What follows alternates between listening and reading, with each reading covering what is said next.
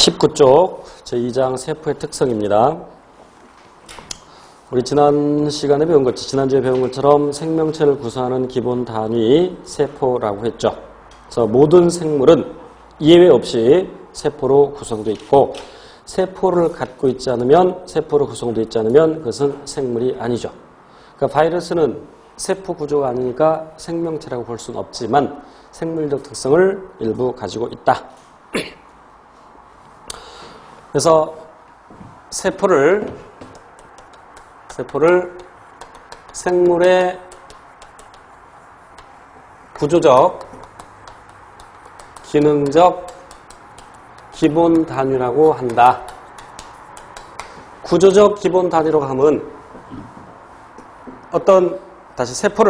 생명체를 한 개체, 사람 한 개체를 건축물에 비유한다면 세포는 벽돌에 비유할 수 있다는 얘기겠죠. 물론 요즘이야 벽돌 없이도 건물 지을 수 있겠지만, 기능적 기본 단위로 하면 생명현상이 세포를 기본 단위로 해서 일어난다라는 얘기고, 그리고 세포는 어떻게 만들어지냐면 세포는 세포로부터 만들어지죠. 분열에 의해서. 세포는 세포 분열에 의해서 세포로부터 만들어지는데, 이것이 바로 세포설이죠. 기억하셔야 돼요. 우리 교재에는 슐라이덴, 슈반, 피로 한 얘기들 있는데 구체적인 것들은 시험에 나올 가능성은 적습니다. 가볍게 읽어보시고, 중요한 것은 칠판에 적혀있는 내용. 세포는 생명체의 구조적, 기능적 기본 단위이고, 그리고 세포는 세포로부터 만들어진다. 체세포, 세포 분열에 의해서. 세포는 크기가 매우 작습니다. 그래서 대개 우리 눈에 안 보이는데, 물론 어떤 세포는 우리 눈에 보이는 것도 있어요. 세포 눈으로 본 적 있어? 있어? 있어. 계란 안 봤어? 닭의 난세포죠. 닭의 알세포야. 이렇게 커다란 것도 있어. 신경세포의 경우에는 길이가 1m 되는 것도 있죠. 물론 이제 매우 가늘지만.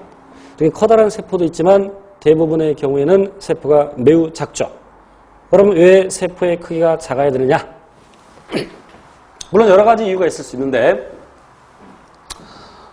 만약 우리 몸이 6개의 세포로 구성됐다고 합시다. 그러니까 머리 하나, 팔 2개, 다리 2개, 몸통 하나, 이렇게 6개의 세포로 구성되어 있을 때, 길 가다가 전봇대에 머리를 부딪혀서 머리가 터졌어. 그럼 이 커다란 머리 재생되는 데까지는 꽤 오랜 시간이 걸리겠죠. 그럼 기능을 그동안 못한다는 얘기야. 그럼 죽을 수 있겠죠. 그런데 굉장히 많은 세포로 구성되어 있는데, 어린아이들의 경우에는 세포가 약 30조 개 정도, 어른은 약 60조 개 이상으로 되어 있는데, 그럼 일부 조금 세포 몇십 개, 몇백 개 떨어져 나가도 크게 생명에는 지장이 없겠죠. 그런 이유도 있고.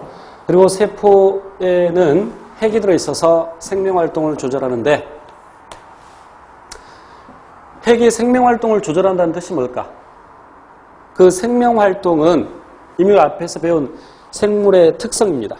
그래서 우리가 개체유지 현상, 종주기 현상을 공부했는데, 어쨌든 그런 생물적 특성이 나타나는 것은 DNA를 갖고 있어서 결국 단백질을 만들어서 여러 가지 물질 대사가 일어난다는 얘기야. 그래서 핵에는 단백질을 만드는 정보가 있는데, 그래서 단백질을 만들어서 효소나 호르몬 등등을 만들어서 생명활동을 조절하는데, 세포가 커지게 되면 조절해야 될 범위가 넓어지죠. 만약에 세포가 커짐에 따라서 핵도 커진다면 그 속에 들어있는 유전물질도 많아지죠. 근데 유전물질은 동일하죠, 양이. 핵이 2개가 된다? 그럴 수는 없습니다. 대개 세포 하나에는 핵이 1개 들어있습니다. 물론 어떤 세포들은 핵을 여러 개 갖는 것도 있고 2개 갖는 것도 있고, 원래 그들의 특징이야. 예를 들어서 집신벌레는 이제 집신처럼 생겨서 집신벌레라고 하는데, 원래 핵이 2개입니다.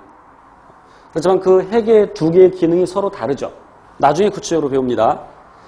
또 근육세포의 경우에는 세포가 분열하면 그 세포 하나하나에 각각 핵을 갖고 있는데, 그 세포가 다시 융합을 해. 그럼 세포 하나에 핵이 2개죠. 세포 분열하고 또 융합을 해. 그래서 여러 개의 세포를 갖고 있죠. 하지만 대개 세포들은 핵을 1개 갖고 있습니다. 그런데 세포의 전체 부피가 커지게 되면 조절해야 될 범위가 넓어지게 되죠. 무엇보다도 중요한 것은 이제 시험